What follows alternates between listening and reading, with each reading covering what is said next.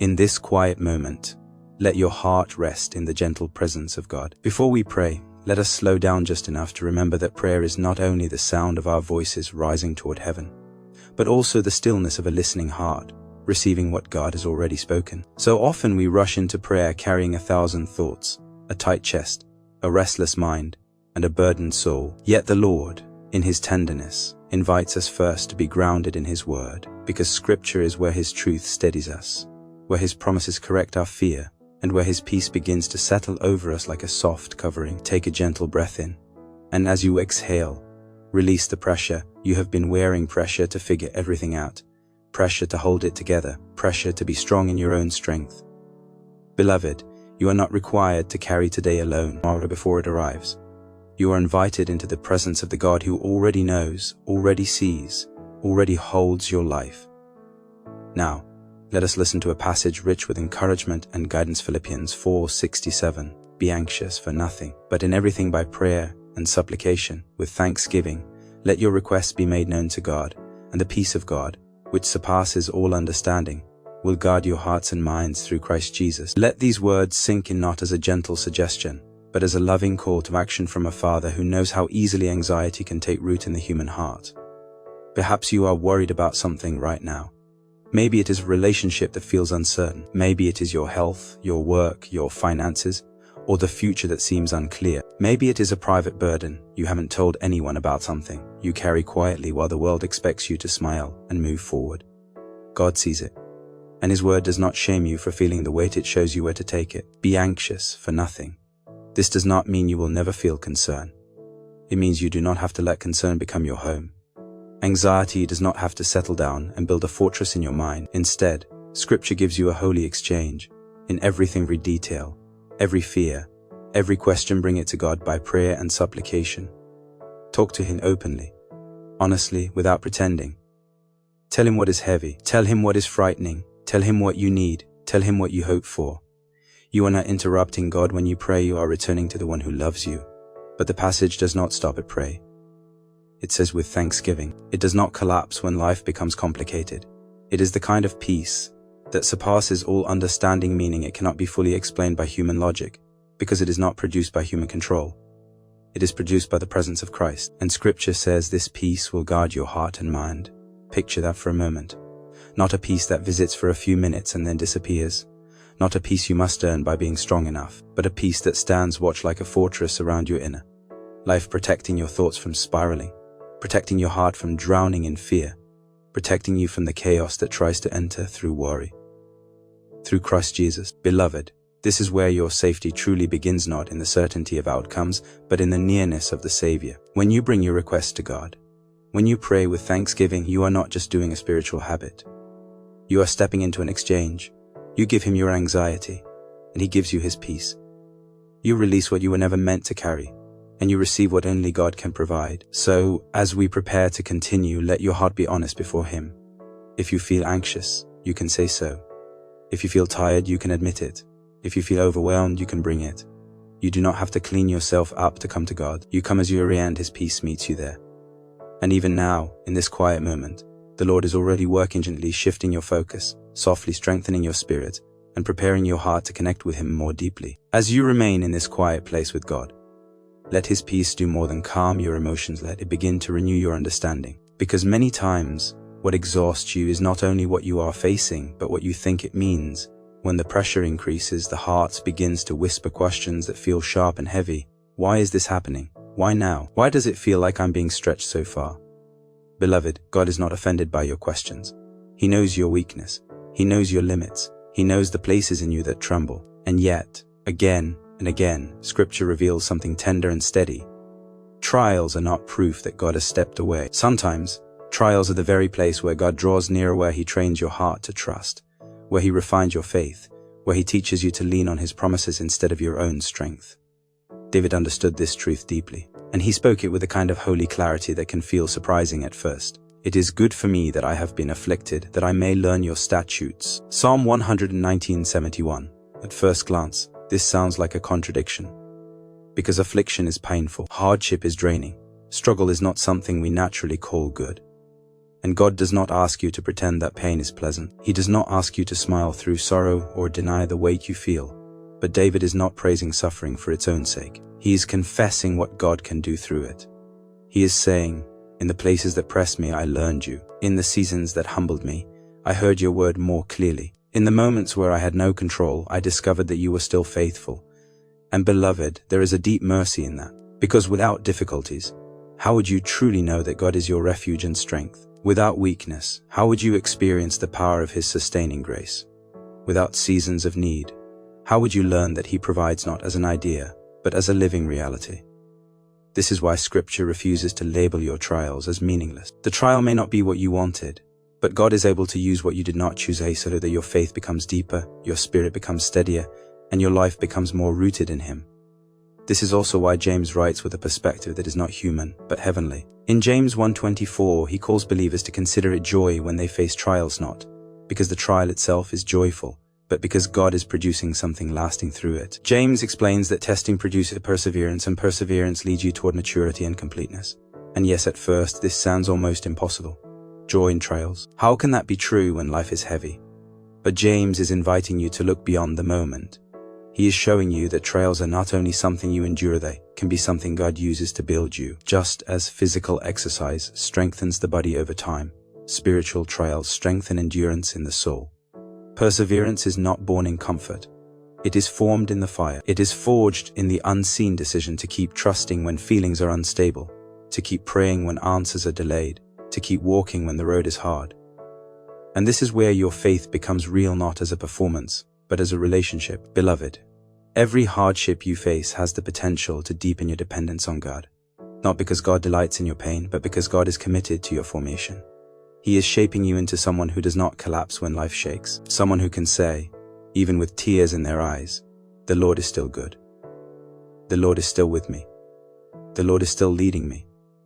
So in the middle of the storm, what if you gently shifted the question?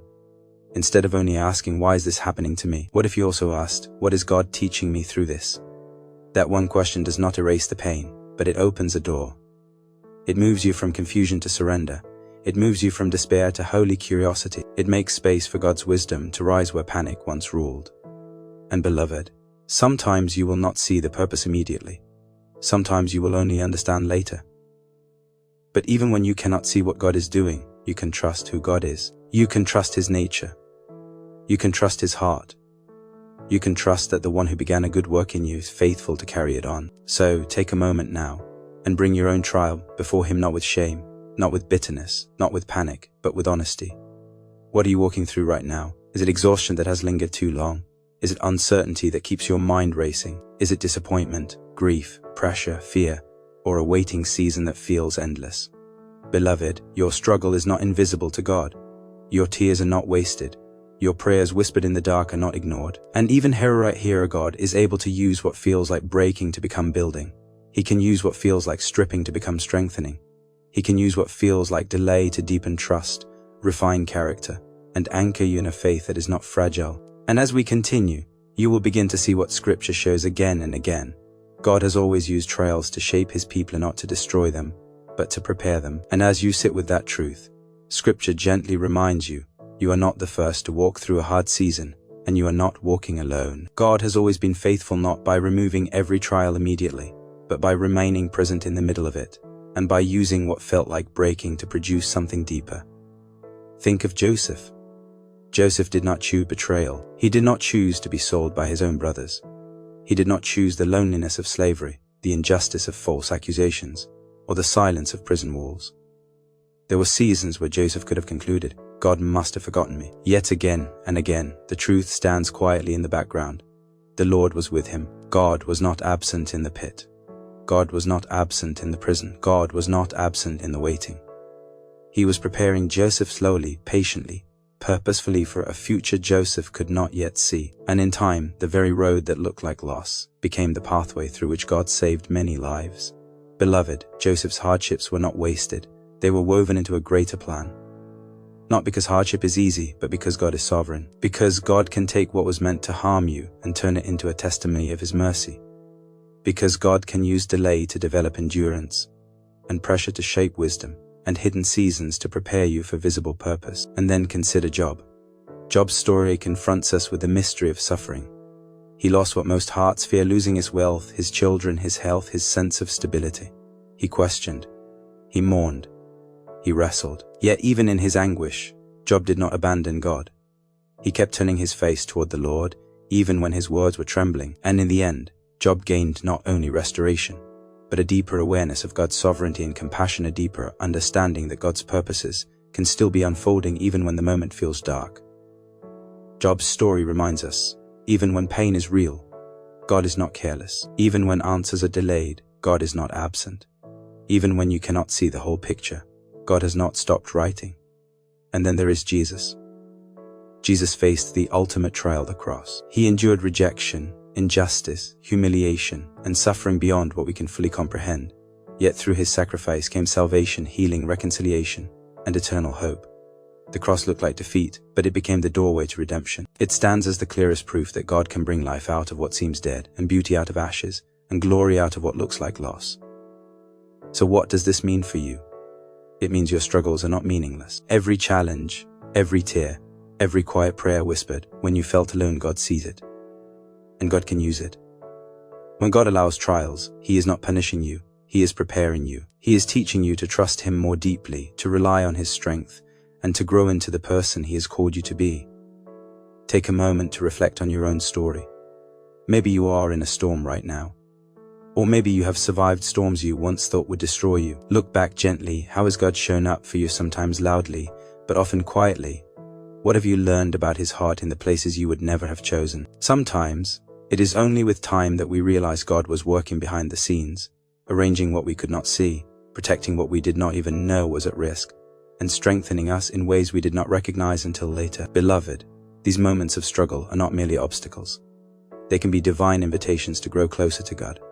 Through hardship, He refines you, shaping your spirit, strengthening your trust, and reminding you that He remains sovereign and fully in control. And that truth, when you embrace it, becomes a deep comfort. You are not held by chance, you are held by God. When life feels overwhelming, it is natural to ask, why is this happening? How much longer will this last? How can this ever work for good? Those questions come from human vulnerability, from a heart longing to understand. Yet often, God does not give immediate explanation. Instead, He lovingly invites you to trust His promises and His timing. Nahum 1:7 declares, "The Lord is good, a stronghold in the day of trouble, and He knows those who trust in Him." Beloved, God's goodness is not dependent on your circumstances. His goodness is a constant refuge. When you feel weak, He becomes your stronghold. When you feel exposed, He becomes your shelter.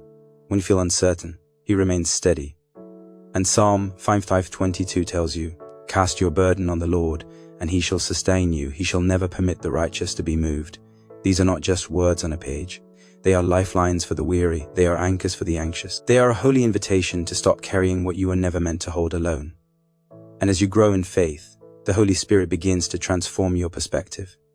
What once felt unbearable becomes an opportunity to rely on God more deeply. The trials that seemed insurmountable become a stage for His strength to be made known in your weakness, not because you suddenly became strong, but because you learned to lean. This is part of God's refining work in you. 2 Timothy 2:21 says, "If anyone cleanses himself from what is dishonorable, he will be a vessel for honorable use, set apart as holy, useful to the master of the house, ready for every good work." Beloved, this is where all the pieces begin to come together, not as ideas to understand, but as a life to surrender. Because when God refines you through trials, His purpose is not only to strengthen you for your own sake, but to shape you into a vessel through which His love, His grace, and His faithfulness can flow into the lives of others. Over time, as you walk with God through difficulty and discover His sustaining presence, something gentle begins to change within you. Your heart becomes softer. Your perspective widens. You stop measuring life only by what you lack and begin to recognize how faithfully God has carried you. Gratitude slowly replaces grumbling. Trust begins to quiet fear, and your prayers shift not because God has changed, but because you are being transformed. Where once your prayers may have sounded like, "Lord, give me more," they begin to sound like, "Lord, how can I serve you? Use me, shape me, let my life bring you glory." This shift is a sign of spiritual maturity. It reflects a deep understanding that life is not primarily about accumulating blessings for yourself, but about becoming a blessing in the hands of God. Scripture reminds us that everything you have, your time, your gifts, your strength, your story has been entrusted to you by the Lord. Not to be hoarded, but to be offered. Not to be protected at all costs, but to be surrendered in love. The sacrifice of Jesus on the cross stands as the greatest expression of this truth. What he gave was not transactional. It was grace freely given, beyond measure, beyond repayment, and in response to such love, all you can offer is your heart, your obedience, and your willingness to follow where he leads. Jesus himself said in Matthew 5:16, "Let your light so shine before others, that they may see your good works and glorify your Father in heaven." Beloved, your life shaped by faith, refined through trials, anchored in grace becomes that light, not a loud or perfect light, but a steady one. A light that shines not because you never struggled, but because you trusted God in the midst of your struggle. A light that quietly points others toward the one who carried you when you could not carry yourself. And now, as we come to prayer, let us do what Scripture has invited us to do from the beginning.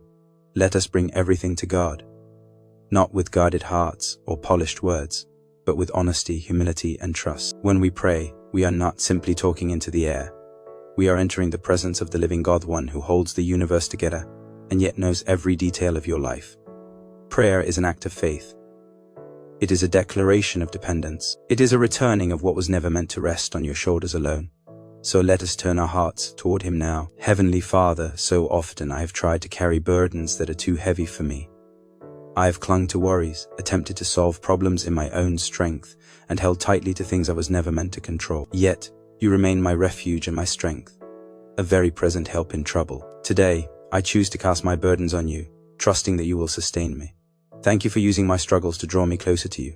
Thank you for refining my faith, for teaching me perseverance, and for shaping my heart through seasons I did not understand. Transform me, Lord, so that my life becomes a reflection of your grace and your glory.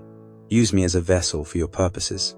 Empty me of fear, pride, and self-reliance, and fill me with your Spirit. Father, I confess that there are moments when I grow impatient, when I long for answers, solutions, and clarity. Teach me to walk by faith and not by sight.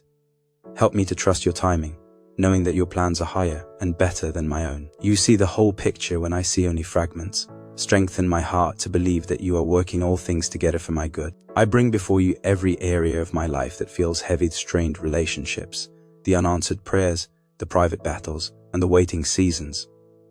I place them in your loving hands. Let your peace, which surpasses all understanding, guard my heart and mind in Christ Jesus. When I am tempted to ask why, remind me of who you are. You are my stronghold in times of trouble. You are faithful when I am weary. You are near when I feel alone. Let my trials become opportunities to know you more deeply, to experience your faithfulness, and to witness your hand at work in my life. Lord, shift my heart from seeking what I can receive from you to seeking how I can serve you. Make me a vessel for your glory. Let my words, my actions, and my choices reflect your love. I offer my life as a living sacrifice, holy and pleasing to you. Use me for your purposes, that my life may point others toward your unfailing grace. I surrender all to you, my fears, my failures, my hopes, and my dreams. I trust that whatever I place in your hands is never lost. You are the master of my life, and I rest in your care. I praise you for who you are and for all you have done.